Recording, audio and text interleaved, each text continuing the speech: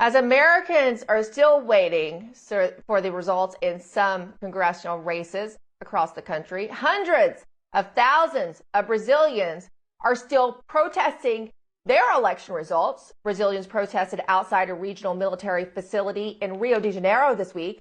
Protesters defied a November 11th Supreme Court order to free up roads and public spaces. Similar protests are taking place in Brasilia, São Paulo, Belo Horizonte, and smaller cities too. The protesters claim that former President Luiz Inácio Lula da Silva, who goes by Lula, stole the election in Brazil. The protesters are backing Brazil's current president, Jair Bolsonaro. Bolsonaro has repeatedly questioned the reliability of electronic voting machines. Lula's victory was only by a slim margin of 0.9%.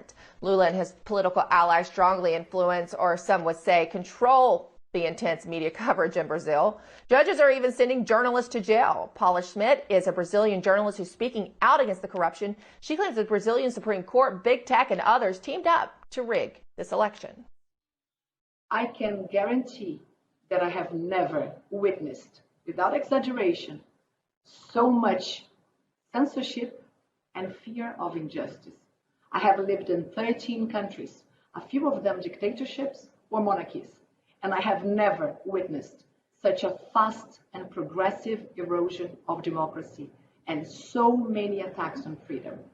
This is all happening in my country, Brazil. One Brazilian newspaper even reported that a team of journalists had to be escorted out of the crowd by the military. Let's welcome in journalist Matthew Tierman.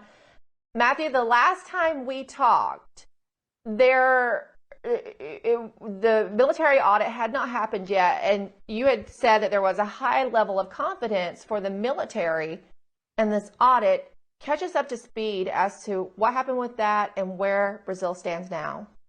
Sure. So we spoke right before our midterms, and the military audit had begun after the first round, October 2nd, and they held it until the second round so they could pick up more data, which was on October 30th, which is when we saw all these voting irregularities and tabulations that made no sense, and Lula somehow managed to eke out a victory with some very, very out-of-whack statistical anomalies, and the military audit was released right after our midterms. They did not want to jump the shark on the international press.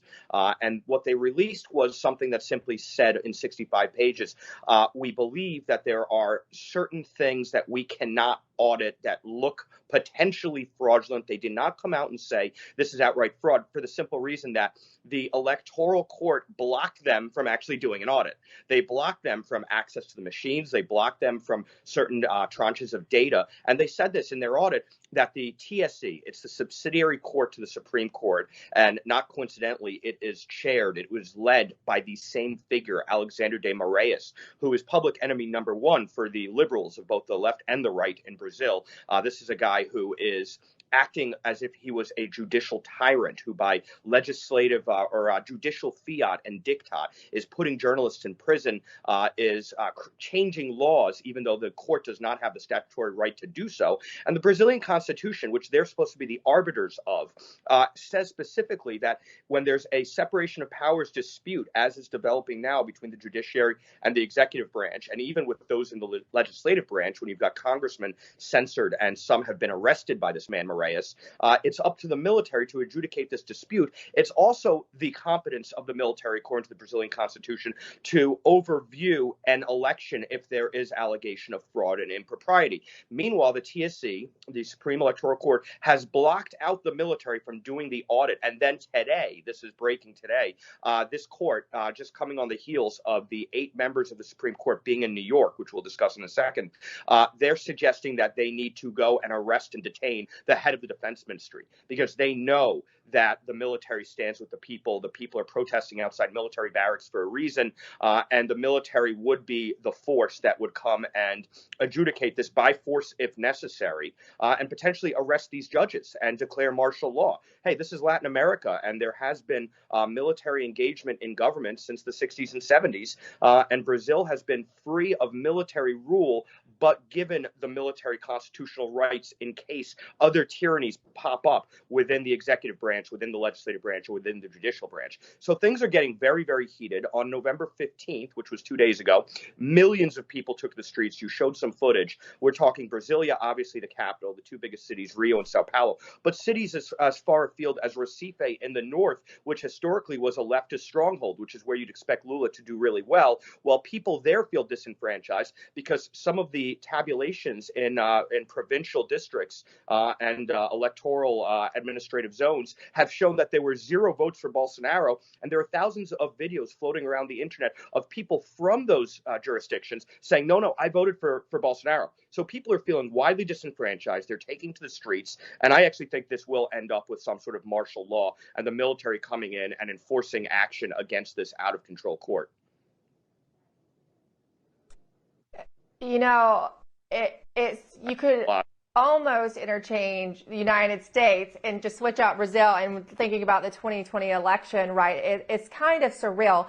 And what was also amazing to me is that I was trying to keep up with it, you know, while we were still so deep in covering the midterms, and we still are. But American outlets reported it as if the military just didn't find any fraud, that they said there was no fraud, this is a legit election, when what they actually said and what they had access to was completely different. Yeah, well, it's funny how, you know, the media covered it when Joe Biden gave a comment right after the election tabulation and all of its non-confidence or confidence lacking from the people. And he said, congrats to Brazil for fair and free and credible elections. How could you possibly know that moments after you have a tabulation?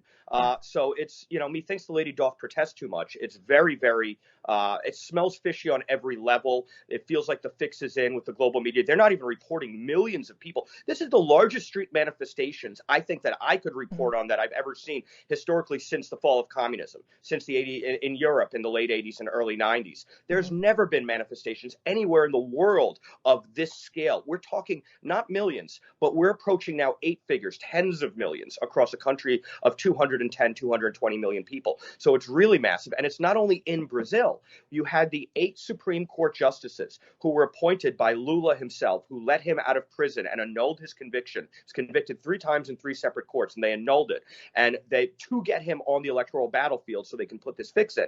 And they went to New York to speak about how they saved democracy with, get this, the incoming Lula cabinet ministers. And this was scheduled months ago at the Harvard Club on West 44th Street in Manhattan. So to get the space, they had to reserve it months ago, a forum about Brazilian democracy. And you had the 8 Supreme Court justices appointed by Lula in New York talking about how they saved Brazilian democracy. And guess what? People protested. People came out to 44th Street. The exiled journalists in the U.S. who've been censored, Alan Dos Santos, who has an Interpol red notice levied against him by Moraes, and Interpol's declined to prosecute it and to execute it. He came out and led with a bullhorn. And these guys had to have very, very deep security, these justices, to get in and out of the car.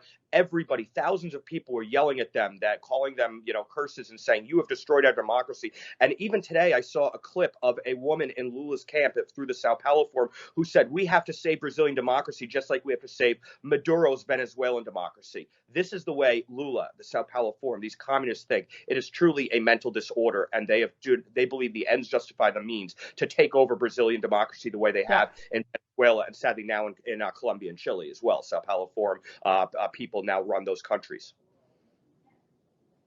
It's so sad to see, and Brazil is a lovely country. We will see if the voice of the people prevails, and keep an eye on this going forward. Thank you so much, Matthew Tiermont. Such a detailed picture of what we're not getting to hear much of in America. Thank you.